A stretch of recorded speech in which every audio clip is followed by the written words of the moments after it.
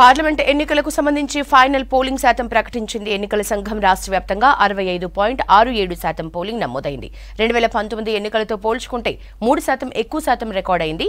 భువనగిరిలో అత్యధికంగా 76.78% నమోదు కాగా అతి తక్కువగా హైదరాబాద్ పార్లమెంట్ సెగ్మెంట్లో 48.48% పోలింగ్ జరిగింది.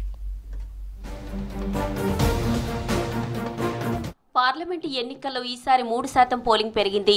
ఈ ఎన్నికల్లో పోలింగ్ శాతం తక్కువగా నమోదవుతుందనే కొంతమంది అభిప్రాయాన్ని మార్చేశారు ఓటర్లు. అయితే ఎప్పటిలాగే ఈసారి కూడా గ్రామీణ ప్రాంతాల్లోనే ఎక్కువ శాతం ఓటర్లు ఓటు వేసేందుకు ఇంట్రెస్ట్ చూపినట్లు పోలింగ్ సరళి చెబుతోంది.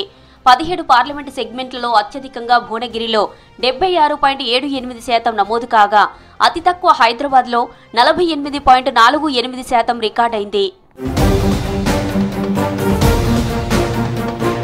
10 స్థానాల్లో 70%కి పైగా పోలింగ్ నమోదైంది. 60కి పైగా 3 పార్లమెంటు నియోజకవర్గాల్లో పోలింగ్ శాతం రికార్డైంది. హైదరాబాద్, సికింద్రాబాద్, చేవెళ్ల, మల్కాజిగిరిలో చాలా తక్కువ శాతం పోలింగ్ నమోదైంది.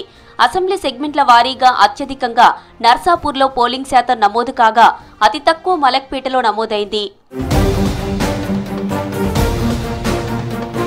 2019లో పార్లమెంటు ఎన్నికల్లో 62.77% పోలింగ్ నమోదు కాగా ఈసారి 65.67% రికార్డైంది.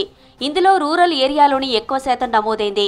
అర్బన్ ఏరియాలో ఉన్న సికింద్రాబాద్లో 49.04% నమోదు కాగా మల్కాజిగిరిలో 50.78% రికార్డైంది. ఇక చేవెళ్లలో 56.50% నమోదు కాగా హైదరాబాద్లో 48.48% పోలింగ్ జరిగింది.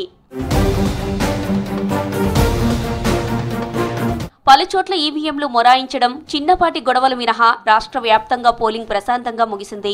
ఎండలతో ఈసారి పోలింగ్ శాతం తగ్గే అవకాశం ఉందన్న అంచనాలు తారుమారయ్యాయి.